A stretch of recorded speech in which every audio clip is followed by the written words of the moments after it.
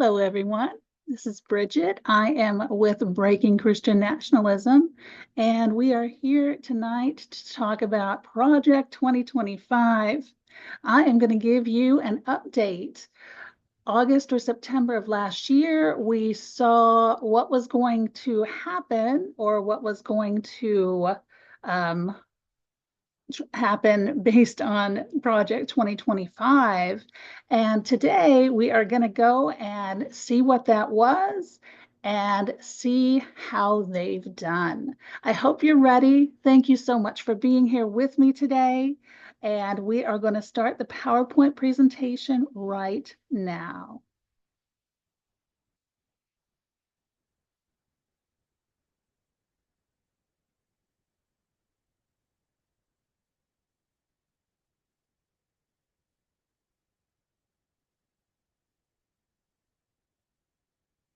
Hang on just a moment. Technicals, right?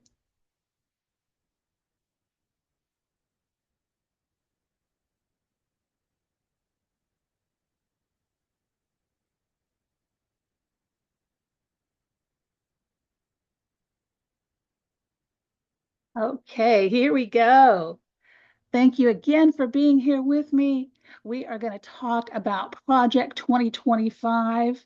There are so many things that I could tell you about Project 2025. There's a lot going on, and I'm sure that you may be very overwhelmed and confused, but we're going to narrow it down this evening. We are going to talk only about what it means for you and what it means for me in the ordinary day to day of things.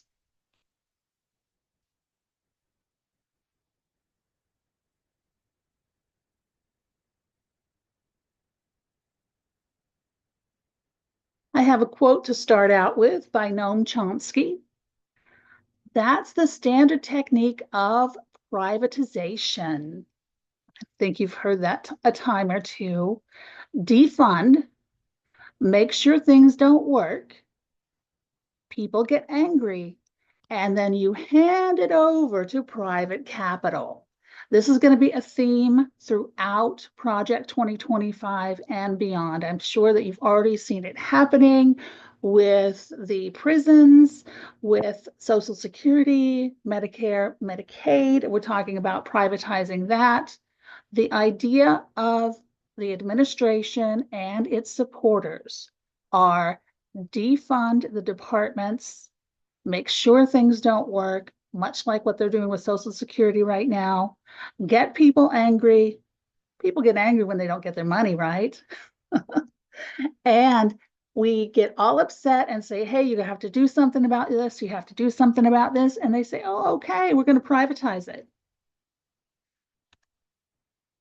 So let's have a review of what Project 2025 is.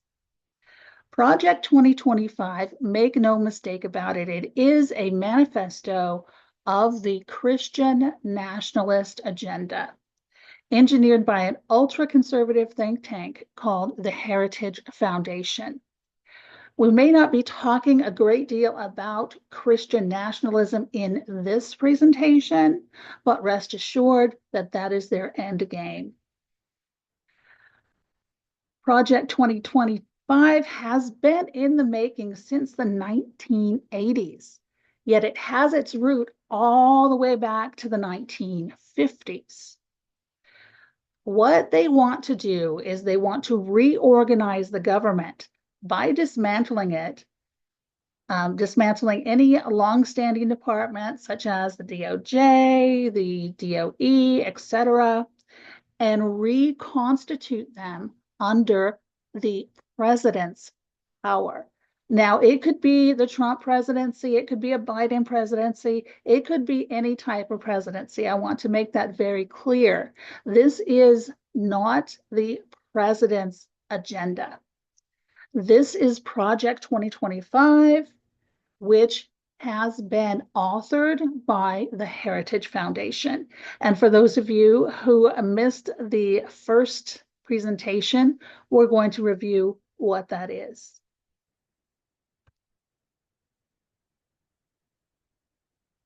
hold on just a moment. Let me try and go back here. So what that is, and let me just review it here. Sorry about that. The Heritage Foundation is a think tank, and it is supported by billionaires, but not just any billionaires, billionaires that have a vested interest in how the government runs. They want deregulation so they can make more money. They want several things, all under the guise of making more money. So you'll see at the bottom here, they also seek to strip the American people of our civil liberties. Sound familiar? Safety and privacies, while telling us which ways of life are acceptable and which will not be tolerated. So they have 4 promises that we're going to review right now, and you will see some things that you have seen in the news, no doubt. Promise number 1. Now remember, this part of the presentation was created back in August, September of last year, when I had went through the project itself, and along with other folks in my group. So the claim for promise number 1 is to restore the family as the centerpiece of American life and protect our children. Now that sounds very lovely, doesn't it? I want to protect our children. Yes, yes. What they actually meant and mean is only a certain version of the family is acceptable. Only the nuclear family is acceptable. That's a father, a mother, and not just any children, their biological children. That is the ideal family of Project 2025 and what Trump and his administration hope to bring back into the American values. There's a little bit of a problem there because that leaves out so much of the family. That leaves out grandparents, that leaves out aunties, uncles, etc. It also leaves out those with single parents, those that are being raised by their grandparents. So, they don't have their mother and father, their biological mother and father with them. It also discounts adoptive families and so much more. If you can think of your family and what you love about your family, and then whittle it down to only those mother, father, and children. It's very limiting, in my opinion. Religion is used as an excuse to discriminate.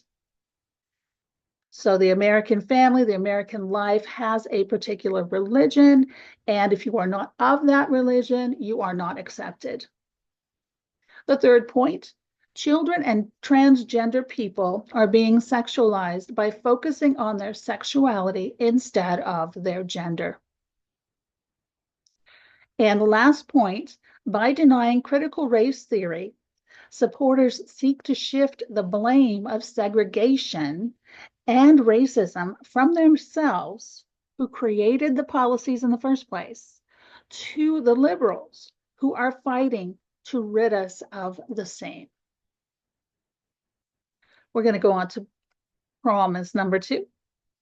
Promise number 2 is the claim that, let me just go here, that seeks to dismantle the administrative state and return to self-governance and to the American people.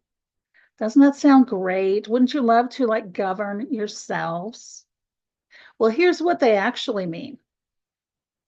They will dismantle the current infrastructure, which they already have and are continuing to do, and reorganize it to give the president more power removing the checks and balances. You see that going on right now. You also see our judicial system and our legal system really, really trying hard to keep those checks and balances in place. I'm very grateful for them. Big corporations will have more profit by lifting regulations. We've seen that as well. Mr. Musk just went in there and just threw all the regulations out the window so his little cars and his little spaceships can do what they want. Maybe more importantly, is the American people have less rights, less protection, and less education, which is unfortunate. The following are some examples that were on the chopping block back in August, September of last year. Environmental Protection Agency. I don't think that exists. If it does, it is on its last thread. Homeland Security. They are still seeking to change, reorganize Homeland Security. However, with the current secretary, I don't think that they need to do much to get it right under the power of the president. So that may stay for a while. The Department of Education, you see that that's being dismantled as we speak here. And the Department of Justice has been actually, it is being reorganized, which we'll see a little bit later on in the presentation, but it is also being reorganized. And Pam Bondi is doing really well with that. You got to give them credit where credit's due, right? Now, promise number 3, let's look at that.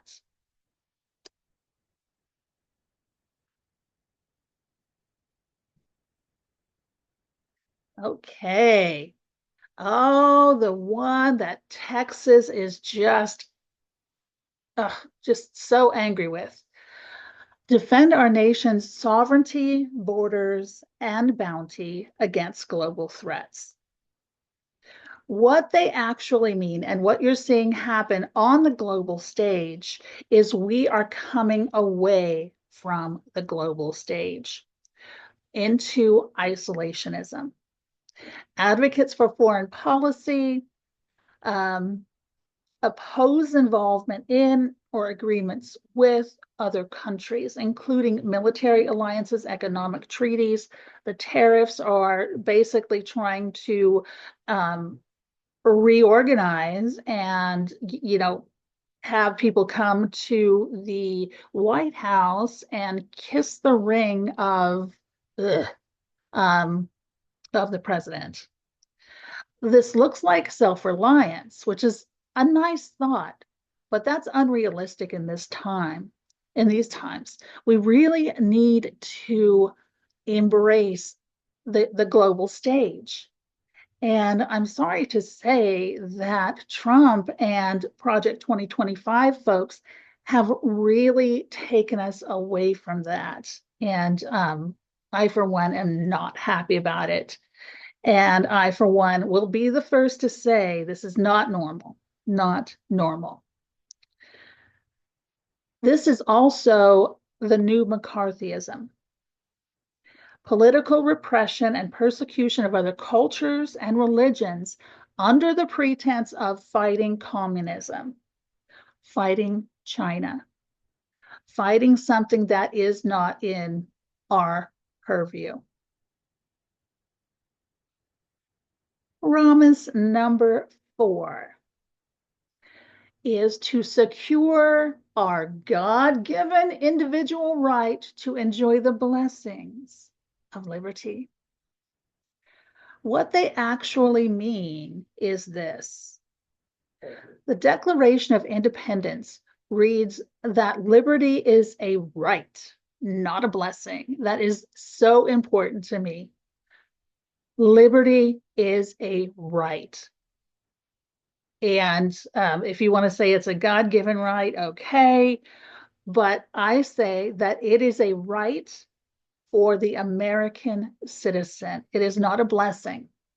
And the reason is that a blessing can be lost or taken away. If liberty is a blessing, it can be taken away by the administration or anyone else for that matter. According to the project, you may enjoy liberty, but only as they define it. So it's an ordered liberty. You may also enjoy happiness, as long as it is in a nuclear family practicing their specific form of Christianity, and which is based off of the super conservative Catholicism. That is so happy, isn't it? And the next point is they want social equity, but they have also removed the term equity from all government documents. In other words, too, there's a whole big old list, hundreds of words they have removed from government documents, government websites, et cetera, et cetera. Other terms that they want to remove and have removed are diversity, equality, gender equality, and later on in the presentation, we'll see that women, and women's rights are also included in that list. They wish to impede the First Amendment rights by deciding what people can say. For example, this list. And the list is largely for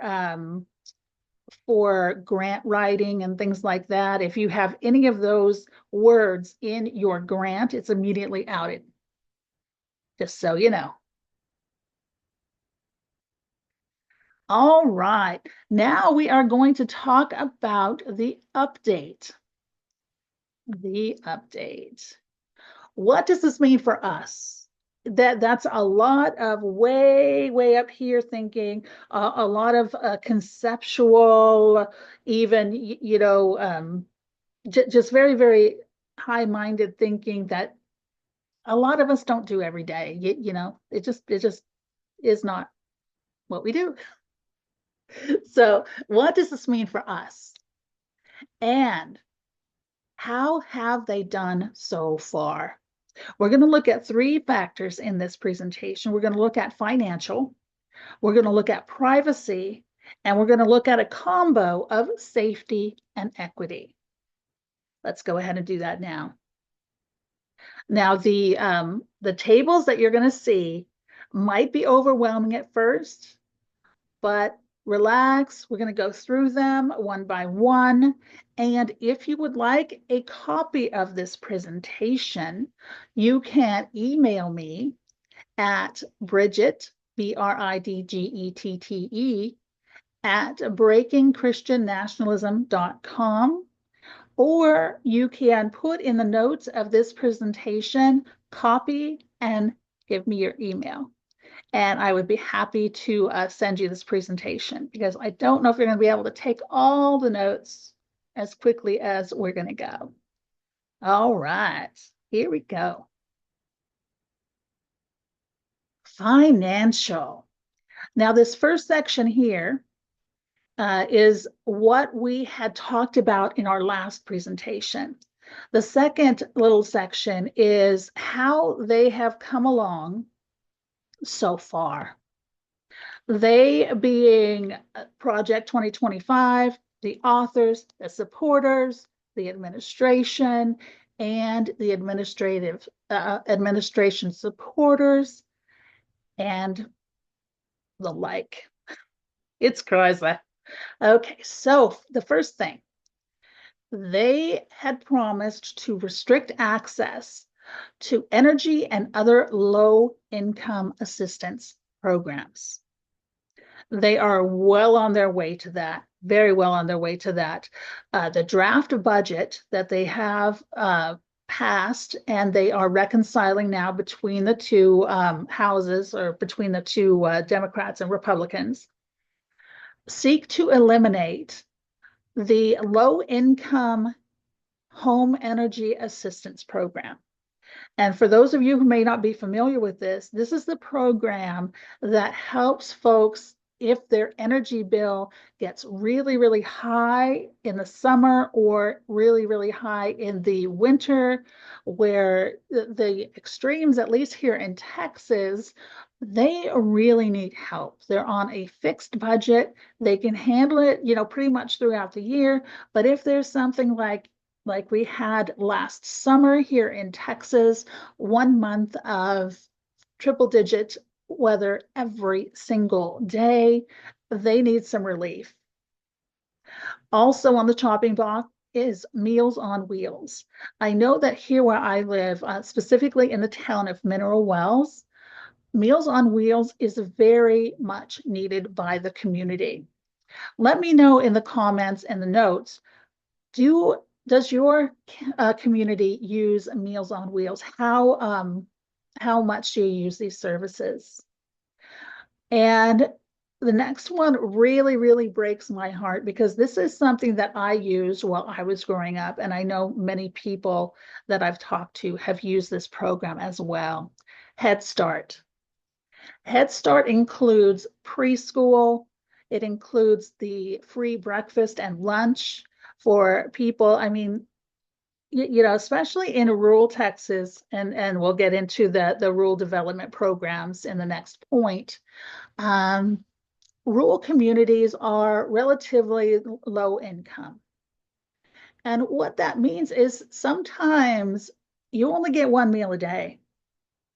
So breakfast and lunch it just doesn't happen for some people. And that's unfortunate, especially since we have a program that helps these people out. It's not very much money from what I understand. And it helps educate the people. How does it do that, you say? Studies have shown that if you study on an empty stomach or if you study hungry, you don't retain a lot of that information. So we want to keep the kids fed and learning. That is my hope. Other things are rural development programs that have been taken away and disability services that will be taken away. I want to go back to the Head Start for a moment. I've been talking to a couple of my friends, and they have told me that that program has already ran out of money for this year as well. Let me know if that is you. I would really, really like to know how you guys are faring with this. The next thing that we're going to talk about is Social Security. Project 2025 says it would be a really, really great idea to privatize Social Security. And what does that mean? That means taking your money that you have put in to Social Security for however many years you've been working and putting it into the stock market. That allows for risky investments and less protection on your money. So your money could be gone. That gets me. Anywho, what we were talking about earlier, that first quote is what they're going to do is they are going to mess the system up so bad that we are going to beg for them to fix it. And they are going to fix it with privatization of Social Security. They already have people waiting in the wings to pick that up. Make no doubt about it. They're friends. All of this is a friend. Good guy, you scratch my back, I'll scratch yours. That is how this is all set up.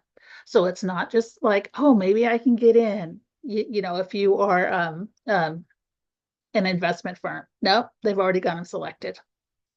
So Doge is sabotaging Social Security by the following: misinformation. How many times have you seen a news article that turned out to be wrong or turned out to be, they changed it within 24 hours? Just so much misinformation. Now, you could also say that I may be giving you misinformation, but let me tell you, let me reassure you that I have done much studying, and I would be happy to give you, if you would like, all of my resources that I have used for this part of the presentation. Just send me an email and I will give you that list. It's long, you know, digging through, but it's good. Okay, so they are sabotaging it also by the staffing cuts that you've seen, the service cuts. They're reorganizing offices. They have cut 6 out of the 10 regional offices for the whole country, the whole 50 states.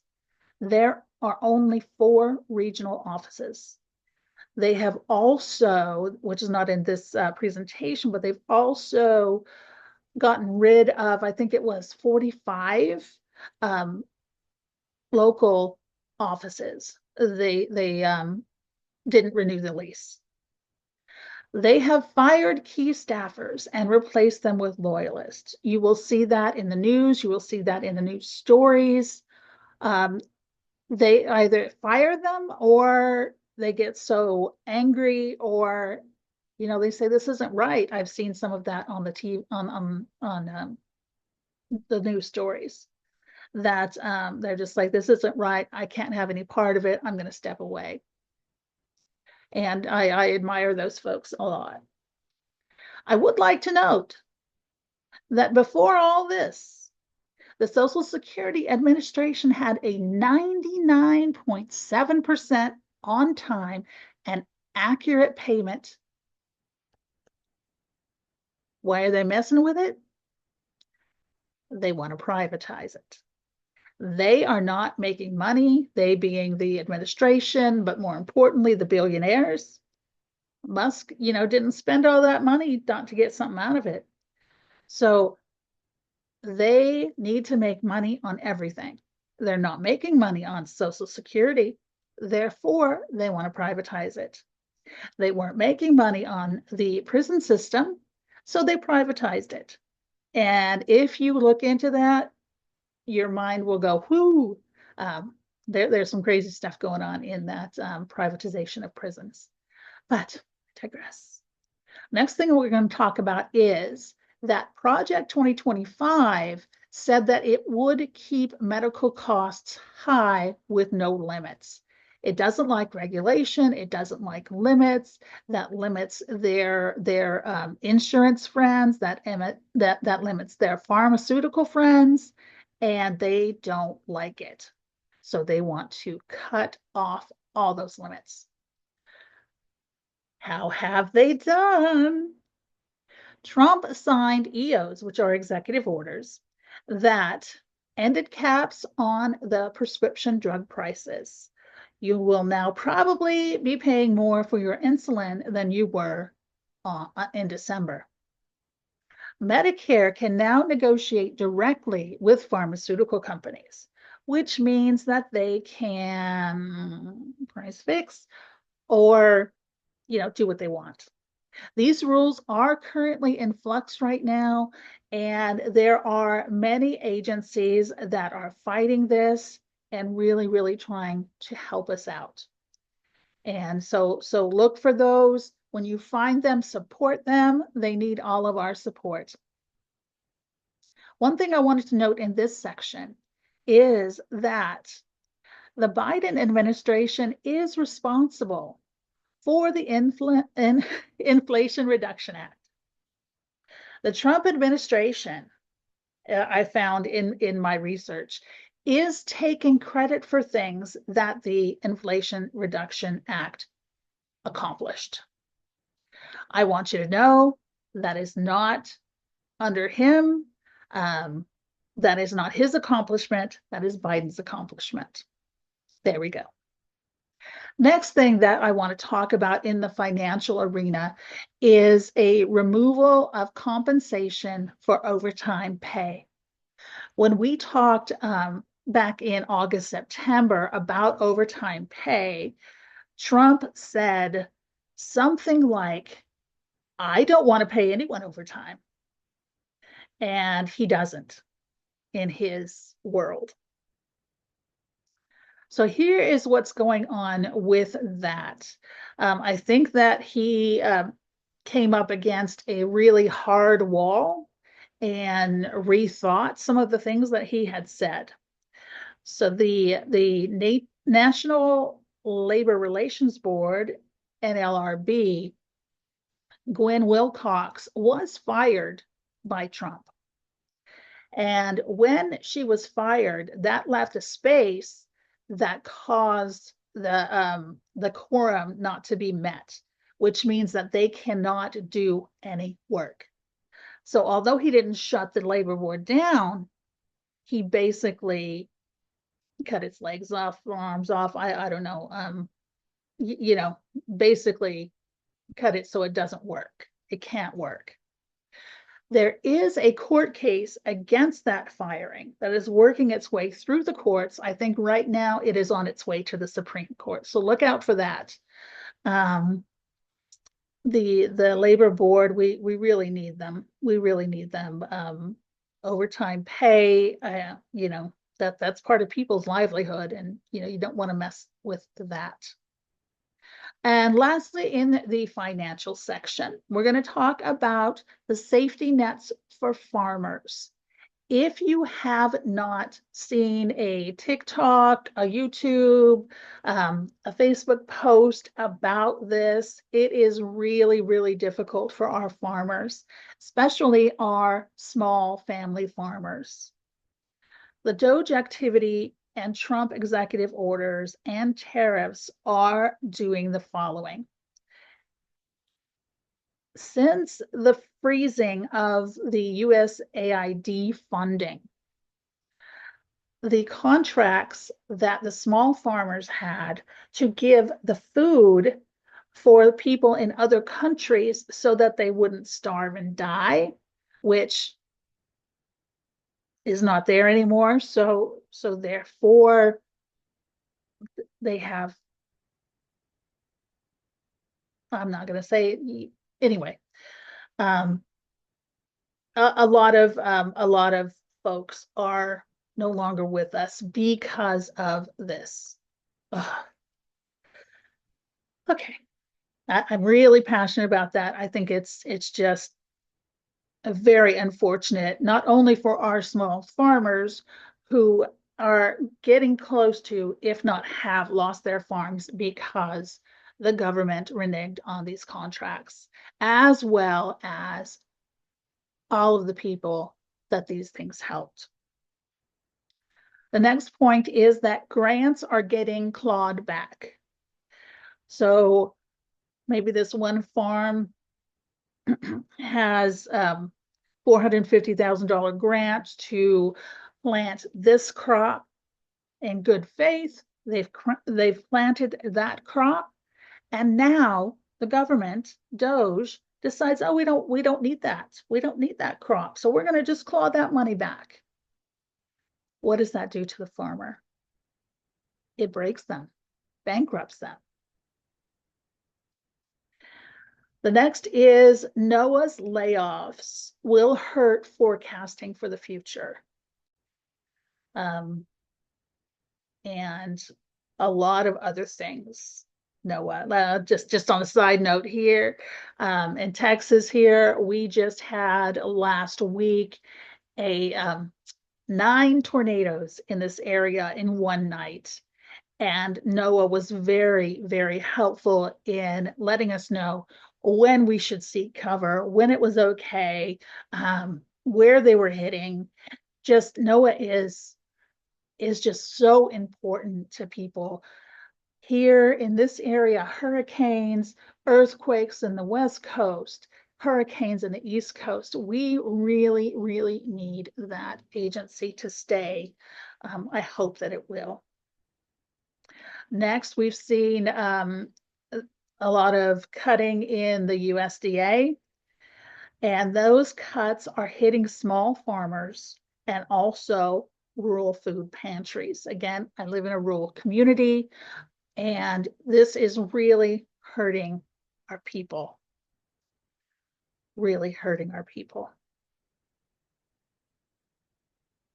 And what is more frustrating for me, But again, moving more toward the privatization is that big farms are being prioritized. Therefore, farming is being privatized by going to the big farms. Yay? No. Okay, let's go ahead and go to the next. And that is privacy. I don't know about you, but I am feeling a little exposed these days. So let's talk about it. The last we talked, we said that the Department of Education had student data that was not available to the public. And that would be things like how your family is adjusted, is made up. So if there is a single mom or a single dad that has 3 kids and the older kid watches the 2 younger kids and all of your business, all of your business the school has. And these folks are wanting it. And they're wanting it for many, many, many different reasons. We're just going to go over a few here, but make no mistake about it. This information that they are gathering is for a purpose, and it's probably to line somebody's pocket. That's just a theory of mine. Call it a conspiracy. So the information that's coming out of the Department of Education is included what is in the school, that what I just talked about, but it's also what's included in your FAFSA application, and that's to get financial aid when you go into a college, be it a community college or a university. Your citizenship status, relatives information, and their citizenship status. Do you see a problem with that? Loan and aid information. So how much money the government has given you, how much money the government has slotted to give you, and how much loans that you're going to take out. Also, let's not gloss over your personal data, your private personal data, your social security number, your bank number, your credit card information. All of this information is now in the hands of Doge and whoever else they decided to share it with. Next, let's talk about privatizing Medicare.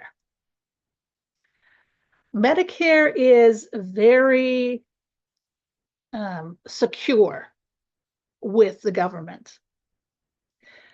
If it is privatized, your private medical data may not be protected. That's what we learned in August, September of last year. What we've learned today is that Medicare is already being privatized slowly through something called Medicare Advantage. For those of you that are on Medicare, you probably got the information, or you may have gotten the information that they're moving you over to the Medicare Advantage program. They just took you private. And I don't know hang on just a sec. I don't know if they told you that or not, but Medicare Advantage is a privatized Medicare.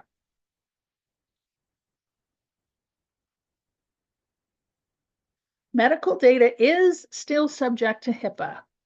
And that's the thing that tells us that you can't share our private medical data.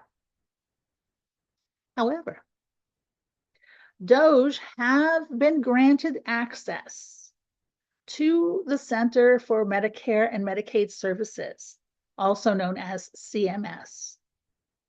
It's unclear which data points that are included in their access, but you can pretty much guarantee that they have all of your information. And we'll get to more of that on the last point on actual HIPAA. But I wanted to let you all know that Medicare is being privatized. I worked for an insurance software company, so I can also say that they are moving toward that way. Yes, that is happening.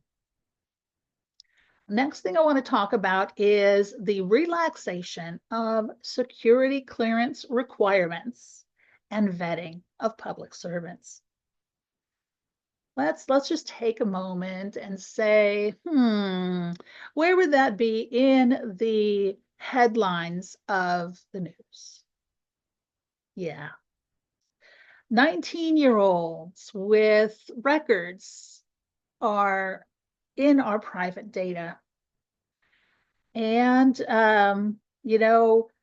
people with ties to the Nazi regime are, namely Musk, are in our government, messing in our data, messing with our systems. I can't help but wonder if they would still be there if the security clearance requirements were not relaxed. So it says here, the best example of this is Doge. What amounts to several minor and major data breaches throughout the government have been taking place for months. This is not an extremist statement. This is fact. Data breaches are happening by Doge right now. Our personal data, as well as our country's data, have been compromised. Doge has sent it out to whoever they wanted to send it out. I can't say if they benefited financially from it. I would assume that they did because that's the MO, but I don't have proof of that. So I'm not going to say that straight out. Next thing let's talk about is restricted freedom of movement around the country. When we had looked at Project 2025 last year, we did see that this was a threat. This was something that we needed to look into.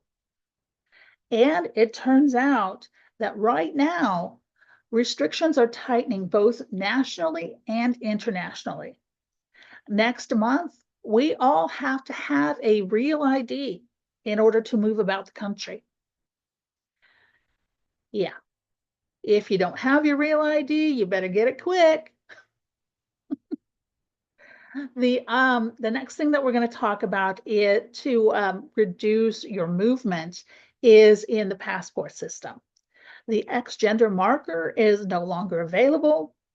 Therefore, if you identify as the gender that is not of your birth, or if you are non-binary, you are no longer able to put the X on your passport.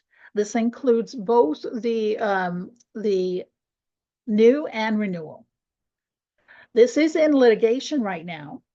So look for information on that. If that doesn't affect you, if it does affect you, you might want to look into a lawyer situation or, an immigration. I know immigration sounds pretty weird to, do it because, you're a US citizen, but the immigration folks may be able to help you as well. Also, the State Department travel advisories can restrict our movement. We really don't know what's going on in other countries. We have to depend on what our government tells us, which, in point of fact, we really need to get away from the not necessarily away from, but we need to get more sources of information in our news plate. We need to get yeah, that's another story for another day. And also, lastly on this bit is the travel visa restrictions. And this is put on by other countries, specifically, or maybe not specifically, in response to policies that the administration are putting forth. So that can restrict our movement, both around the country, internationally as well. And it may not necessarily have to do with the US administration outright, but it's an effect of.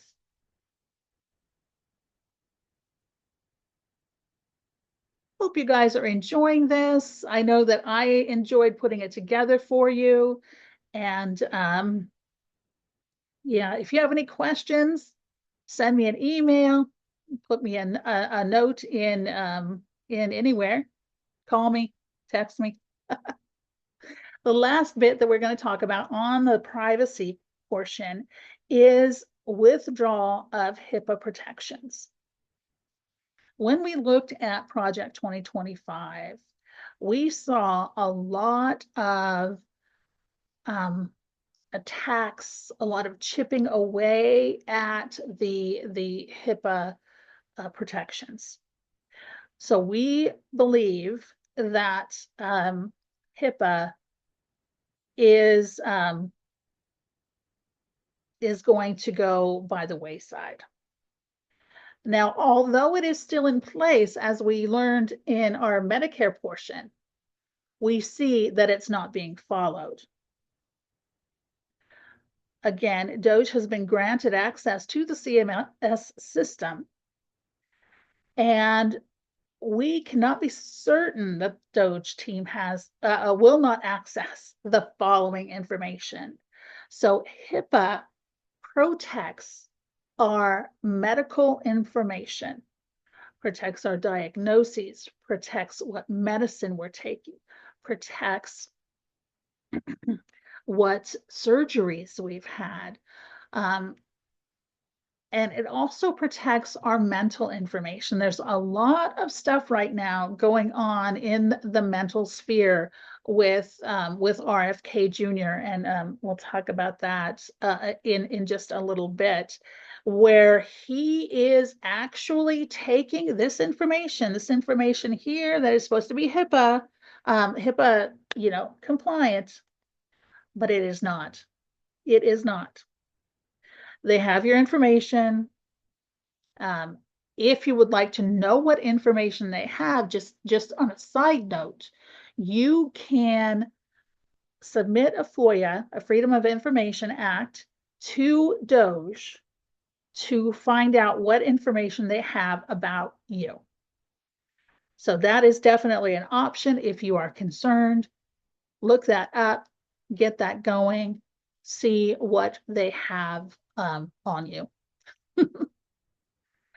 The other thing that they will have is your device IDs. If you have a pacemaker, they have your serial number. If you have a prosthetic, they have that serial number. And just think of all of the possibilities that they have. They also have your family history. Will you are you more susceptible to cancer? Are you more susceptible to heart disease, etc.? They also have your billing information, again, your personal data, like your banking information, your credit card information, how much you pay, are you late with payments, and things like that. Really, really gets in your face, in your business.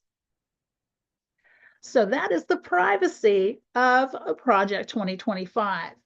There are more, definitely a lot more in the privacy arena, but this presentation is how it affects you and me in our everyday life. So I've kind of narrowed it down a little bit, just to keep it about us. Next, we're going to talk about safety and equity.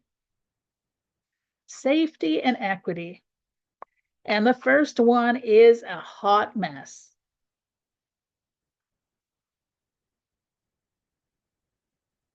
The removal of DEI legislation.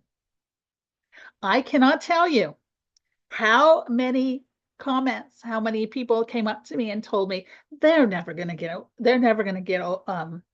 rid of DEI. No, no, that's part of our civil rights. Hmm. Hmm. I thought the same thing until it happened.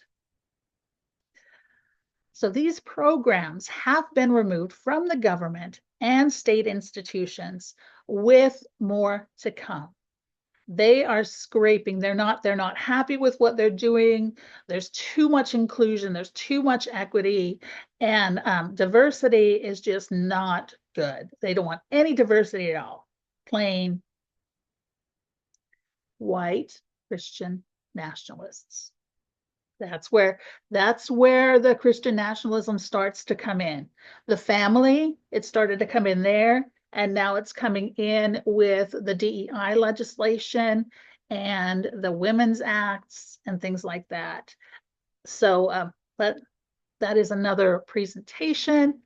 But just know that it is all intertwined. So, what the removal of DEI legislation causes is an open blank check for discrimination of all kinds. And I haven't heard of this happening, but I'm sure that it has already begun to happen. Where minorities were still marginalized, but not to such an extent that is basically burned. Unfortunately, we have marginalized people, minorities, different communities that will suffer because of this. We also have barriers to education.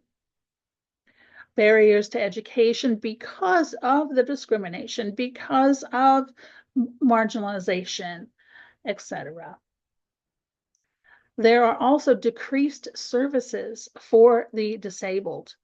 Um, that is, let's see, I do have a little bit more on that in our third point, so I'm just going to leave that there. Decreased services for the disabled and also decreased safety. You'll notice that our planes can't seem to keep in the air. And, helicopters keep running into things. And, you know, um, I could really, really go into this and do a whole presentation and discussion just on the DEI, but we've got so much more to cover. So I'm going to just go ahead and move on. But if you have anything that you'd like me to cover or that I missed that you think is really, really important, please let me know. And I would be happy to get that information out to folks.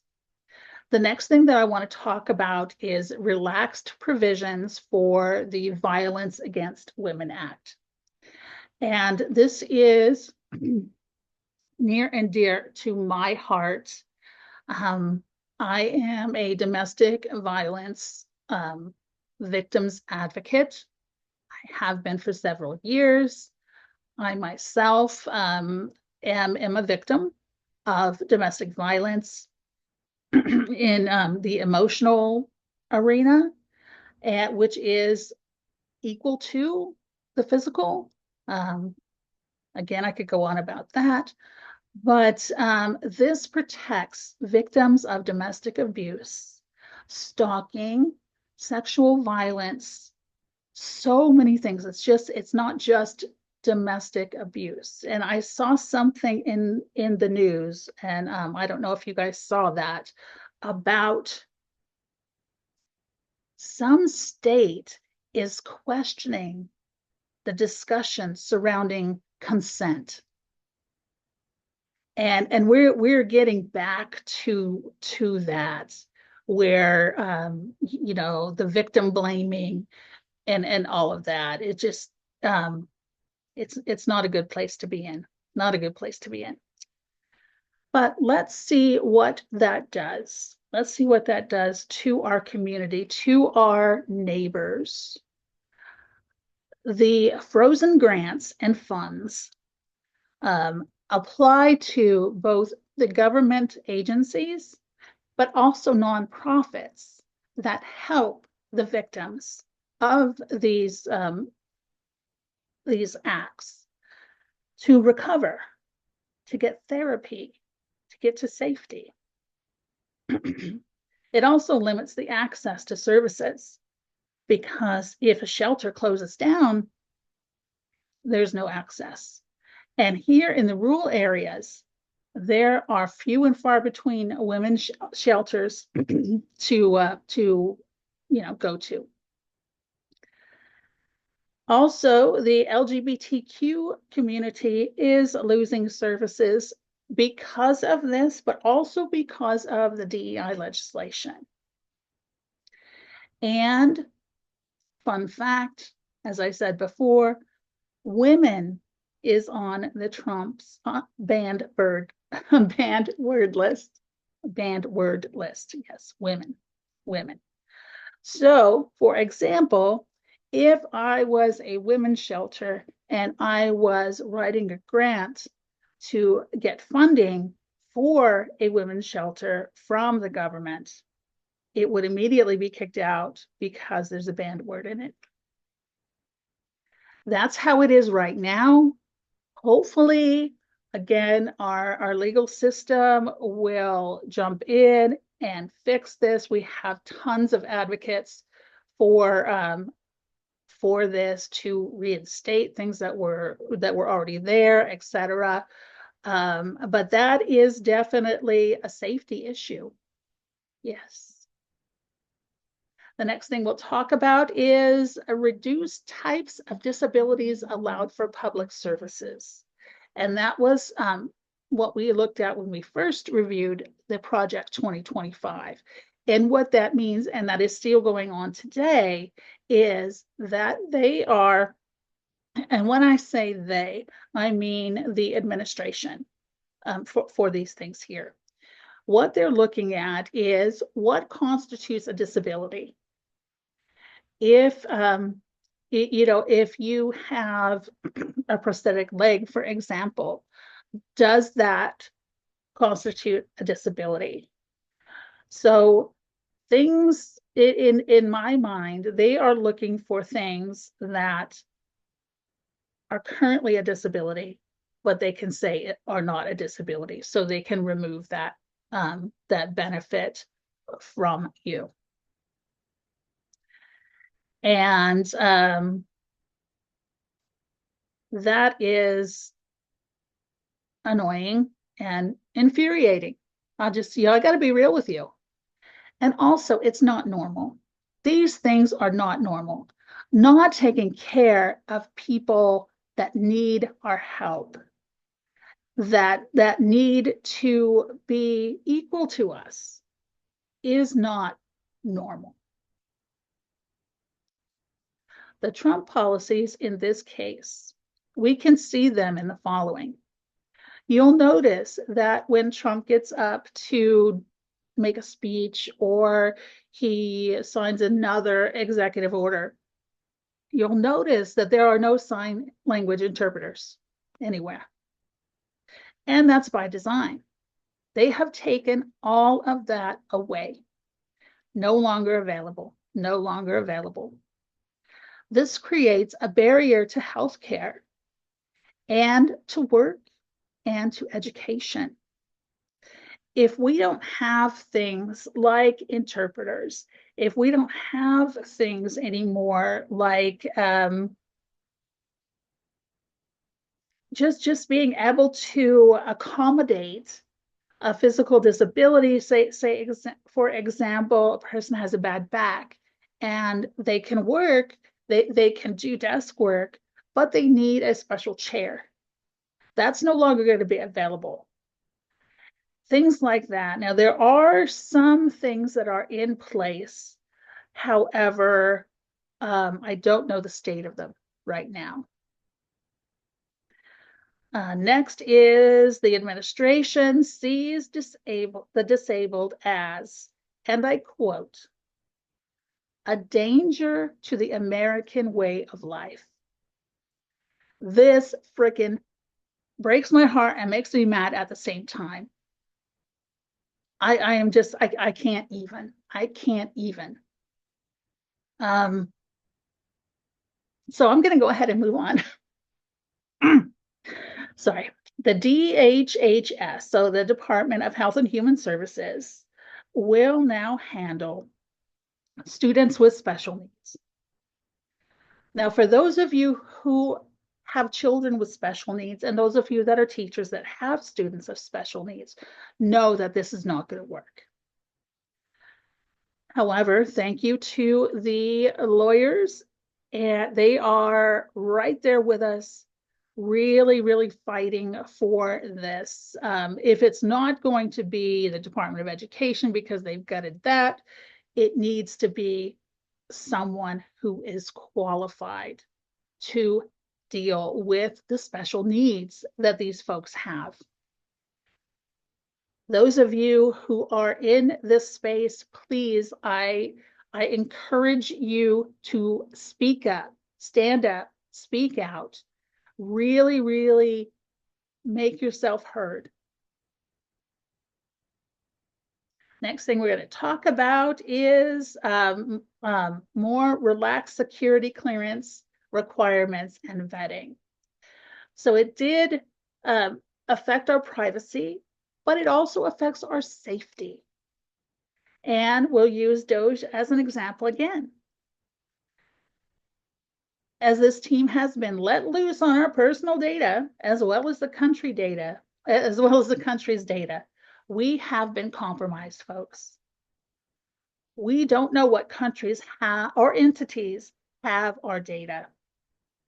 This impacts all areas of our lives in ways that we probably do not know yet. And I don't mean to scare you. I just mean to give you that information that your data is no longer your own. Doge has it, and they have disseminated it, and they will continue to do that until they are stopped. Lastly, on the safety and equity is the DOJ and the FBI, but a lot more of the DOJ because the FBI is under the DOJ. We saw in the first review of Project 2025 that they cannot protect without presidential approval. Now, we see that happening here, but this is by design. This is by design, and we knew it when we first reviewed the Project 2025. The mission of the DOJ I've brought for us to share is to uphold the rule of law, to keep our country safe, and to protect our civil rights. This is the mission of the DOJ. It is in a reorganization process now. Career employees have been fired, straight out fired. Loyalists have been put in their place. Know it, live it, you don't have to love it. Many of the filings were retaliatory, and it's not supposed to happen, but it did. And our data is not supposed to be out there, but it is. So we find ourselves in a situation that is not normal. So what can we do about it? We'll talk about that a little bit later. I did want to close this section out with a little note about the DOJ. Again, reorganization is still in process. Trump's agenda will be prioritized. Wherever you see a loyalist, Trump's agenda will be prioritized. That means whatever he decides he wants, whatever executive order he signs that week, that is the priority. So just know that. I don't know about you, but I have been in a situation where every time something comes up, every time a story comes up, I'm like, darn it, not again, not again, not again. And finally, I've just said, okay, yeah, he's done that. He's done that. He's done that. Okay. And I continue to fight. I continue to put these types of presentations together so you know what's going on. So you can take this information and use it as you see fit to fight your own battle. Each of us has our own lane. And don't worry if you are not in my lane, because I am not in your lane, but we both need to be driving. Next, we're going to look at what is coming. For those 3 points, those 3 sections, and again, this is just a little bit, guys. I hope it's not too overwhelming. I tried to make it where it was just bite-sized pieces. Hopefully, you can use this information. Again, if you would like a copy of this presentation, please email me at Bridget, BRIDGETTE, at breakingchristiannationalism.com. I would be happy to provide this to you in a PDF. So what is coming next? Financial. Social programs are being cut to give the money saved to billionaires. It's frustrating, it's annoying, it's infuriating, but that is what is happening. And what we can do is we can call our representatives, tell them that we want to keep our money where it is. We don't want the rich people, the billionaires, to get any of it. We need to fight. We need to stand up and we need to speak out. It may not have the results that we desire, but that's the democratic way of life. That is America. And please stand up, speak out, because when you do that, you give your neighbor the courage to do the same. Know that deeper cuts are coming. It's going to be a little rough. I don't know how rough, but it's going to be rough. Keep an eye on it. Keep an eye on it so that you know what's going on. Try not to fall into despair. And we'll learn a little bit more about how to do that later. And there are other presentations that deal with fatigue and things like that around this type of thing. The second point in the financial arena is privatization is the goal. Privatization of everything, because remember, if it's not privatized, they cannot make money. And that is the end goal, is for them to have money and them to keep their power and get more power so they can get more money. Straight out, straight out. So Social Security is being messed with, and Medicare and Medicaid are also being messed with in an effort to make them so bad that people will beg for something to be done. And then privatization is the hero. So just know that this is the goal and that's what's going on.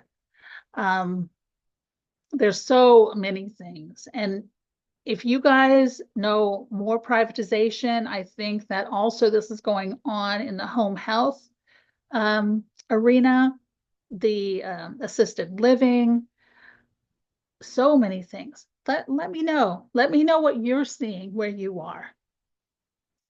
Next, we're going to talk about what is coming to our privacy. Be on the lookout for surveillance implementation. What's called bio something. More use of your fingerprints, your facial recognition in different places. This is for AI, definitely for AI, but in my mind, it is also for preparation for some of these life things. Remember, we talked a little bit earlier in the promises about, yes, you can have a family. The best family is this, this, this, and this. If you are not compliant with that, you may get some issues. Again, the nuclear family will be enforced soon. We see that coming. I don't know if you guys are aware, but they are looking for ways to encourage women to have babies. This is the craziest thing. They are encouraging women to have babies. On the table is a $5,000 baby bonus. I am very interested to see how that turns out. And follow me on Breaking Christian Nationalism, Facebook and Instagram, also YouTube. I'm building that YouTube channel up. This presentation will actually be on the YouTube. And just really interested in how that's going to work. Okay, next one in the privacy is that RFK Jr. already has your private medical records. And in the last couple of days, if you haven't heard, he is compiling this data with the help of the NIH and various other databases and is creating an autism registry. So he can track people with autism. I personally, a little bit of transparency for me, I take an antidepressant. And I understand that I could be eligible to be taken to a wellness camp by this guy. I'm a little concerned. I'm a little concerned. So I am keeping an eye on that like nobody's business. Just keeping an eye on that to see what's going on. There's not much I can do at the moment, but what I can do is I can stand up and I can speak out and I can tell you what's going on so you can do the same. And that's what we can do to combat this. Safety and equity is our last little section that we're going to talk about. And what is coming is more pressure to remove DEI from higher education. Harvard and Yale, I love them. Thank you for standing up. My goodness, that's crazy. That's just some crazy business. I did want to come and tell you that yesterday there is reporting that the DOJ's Civil Rights Division has now been charged with Trump's priorities. And this includes when we talked about Trump's priorities, so anything else that the DOJ's Civil Rights Division would have, anything that maybe hate crimes, things like that, are all going to be pushed to the back burner unless we fight, unless we speak up, stand up, speak out. And this includes ending radical indoctrination in K through 12 schools. They are so coming for the schools. Just recently in Texas, they have passed, unfortunately, the school voucher program. The details are still being worked out. It's just really that they want what they want. So that's something to look into, and that would fit under the equity. The safety, yeah, it's just the higher education would be the safety portion as well. You're looking at diversity being stripped away from the higher education. Things that are happening with ICE and students right now will continue. So I could not leave this presentation without introducing you to the new kid on the block. With the Heritage Foundation moving on to do other things, no doubt calling Project 2025 a success, to carry on their legacy, AFPI has stepped forward. AFPI is the America First Policy Institute. And here are their initiatives. Much like, and this is very, very serious, folks, much like Project 2025, this is where the administration is going to pull its priorities from. If you look up the AFPI's website and you look into each of these initiatives, you will find that these are already going full force. Let's talk about their mission. Their mission is as follows. Our guiding principles are liberty, free enterprise, national greatness, American military superiority, foreign policy engagement, but only in American interest, and the primacy of American workers, families, and communities in all that we do. So again, what are we seeing here? We are seeing isolationist. And what we have in the initiatives are America First nominations. This is going to be really just highlighting.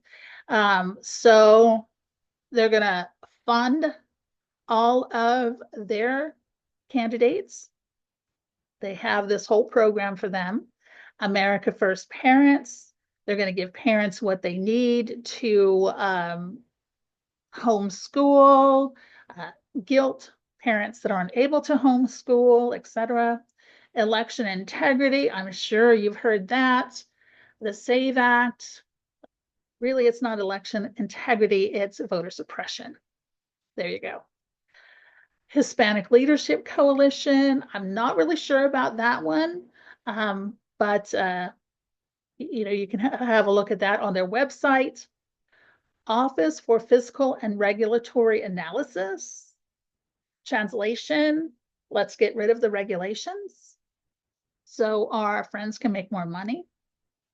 And climate be damned. Weaponization of government. That's an interesting one. Athletes for America. That is specifically, I had a look on that before I came into this presentation, and that is the women and men's sports, etc. Biblical Foundation Project. This is where Christian nationalists come in. This is saying that America is a Christian nation and all things should be Christian. It is a hoot and a holler, and it is something that you will find I will be fighting against along with my friends at the ACLU and Americans United. Yeah. Next is higher education reform, which we're seeing right now. Trump wants to pick and choose the curriculum for the higher education, the teachers. My goodness. Next, we have the messaging and data lab, which I am assuming is all of your data gets sucked in there. And then opportunity zones, probably, yeah, I'm not sure, so I won't elaborate on that. But all of these are their initiatives. There's so much more on their website. They have 10 different pillars that they talk about, just like the pillars in Project 2025. That they are continuing where Project 2025 and the Heritage Foundation have left off. Who are they? Well, that's a great question. Let's see who they are. These are the key players in the America First Policy Institute. Let's start with the right-hand side. Let's start with the former people. Linda McMahon. You'll know her because she is the current Secretary of Education under Trump. She is the one that is gutting the Department of Education. Under Trump's last administration, she was the administrator of the Small Business Association. She also serves as chair of the America First Action Super PAC. So surprise, surprise, they have a super PAC. And America First Policy LLC, which is the predecessor of the America First Policy Institute. So she's been around a little while, and she is currently with the Trump administration. Next, we have Brooke Rollins. Brooke Rollins is the founder, the original founder of AFPI. She is the current Secretary of Agriculture under Trump, and she is the former Director of Domestic Policy under Trump's last time. So she's been around a while as well. And then, of course, you all know this next lady, Pam Bondi. She is the current district attorney, the current U.S. Attorney General under Trump's current term. She previously worked on Trump's opioid and drug abuse commission in his last term, and she was also the Attorney General in Florida. So it may be a little bit hard for you to read. So Linda McMahon, is the former chair of the board and the center, one of the centers.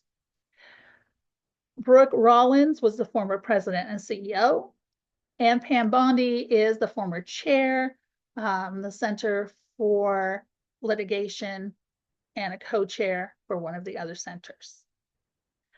So these are the folks who built up this machine. Now let's see who's running it on the other side. Larry Kudlow is currently the vice chair and vice chair of the board. He is the chair of the Center for American Prosperity as well. He hosts Fox Business and WABC Talk Radio. And he is the former director of National Economic Council under Trump's last term. Greg Sindler, I think is how you say it. He is the interim president and chief executive officer. So the interim president and CEO. He is currently also the CEO of Texas Public Policy Foundation. Look that one up. It's a very interesting foundation. Next, we have Jessica Hart Steinman. She is the executive general counsel and also vice chair for one of the centers.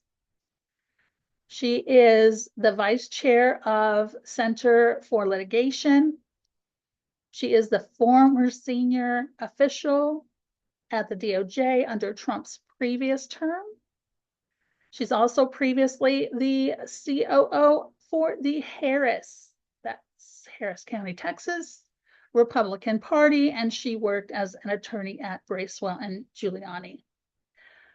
I find it extremely interesting, folks, that 2 of the 3 key leaders are from Texas. Texas is going to be smoking. All right, let's see what we have next.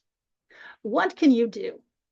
What can you do about all of this information? Let's just take a breath and out. Again, don't despair. Stand up and speak out. Where you see somebody standing up and speaking out, stand behind them and support them. What else can you do? You can verify every news story with reputable sources. I have been guilty of this. I have been guilty of this, throwing stories out there because I find it appalling, only to find out that it wasn't in context and I did my community a disservice. So please, every news story that you have, find it somewhere else. Maybe 2 or 3 sources would be good. The other thing that I have learned saves my sanity is waiting 24 to 48 hours before I post anything about a news story. And that is because things are changing so quickly that if an executive order is written at 2, at 3 o'clock, the ACLU or some other advocate has the paperwork and has already filed the lawsuit against it. So that will really save your sanity if you can. Just wait 24 to 48 hours to look into that story. Next thing you can do is get involved. Get involved, however that looks for you. I was at a protest. I couldn't go to the next 2 protests. That's okay. If you can't go to a protest, okay.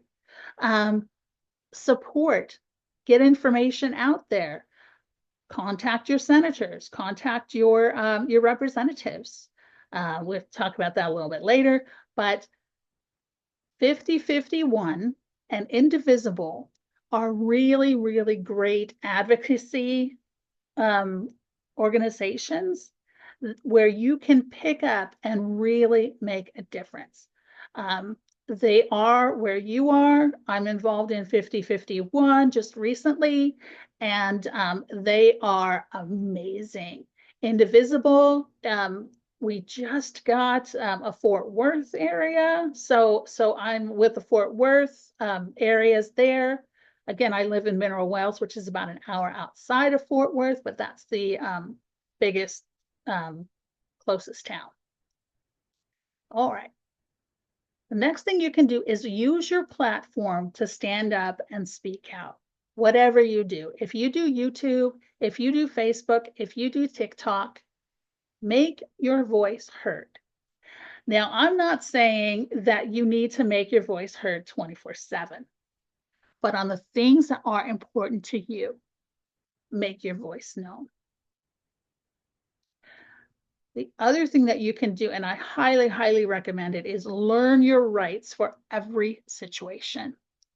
ACLU Texas has, and I think ACLU National has a Know Your Rights training. I think Indivisible might as well, but definitely ACLU does. We need to know. We need to know our rights when we protest. We need to know our rights as US citizens if we're stopped, if we are detained by ICE.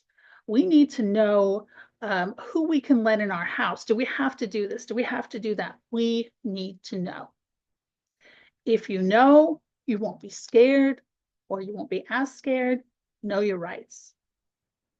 The other things that we can do is contact our representative. There is an app called 5Calls that I understand is very, very good. I recommend that. Vote, vote, vote while you still can. The last things that I want to talk about are a little bit on the mental health side. We need community, you guys. We need community in a really, really big way.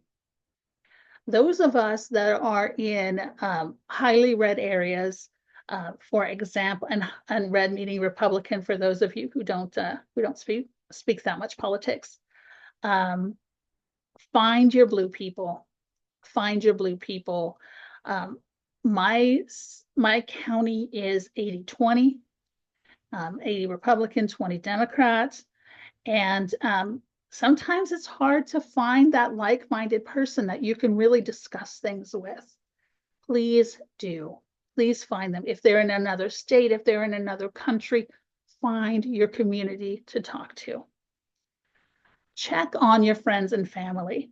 Check in on them. How are you doing? How's your day going? I know that may sound a little strange, but I have done that personally with some of my friends and family, and I've had some really, really good conversations with them. My friends and family have done that with me, and it really, really helped me. Sometimes I was doing fine, other times I was really having a bad day. So check in with your friends and family. And most important during this time is take care of yourself. If you need to take a break from the news, from social media, from everything, take that break.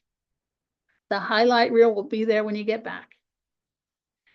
Really, really take care of yourself. I'm struggling with that myself, but we do, we're people, we're human.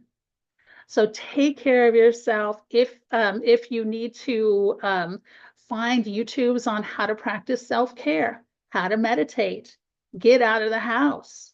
I work from home, so that's kind of my thing. I need to get out of the house sometimes. But do take care of yourself.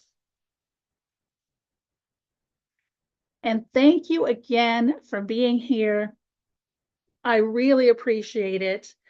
Please send me an email. Let me know what you thought of this presentation.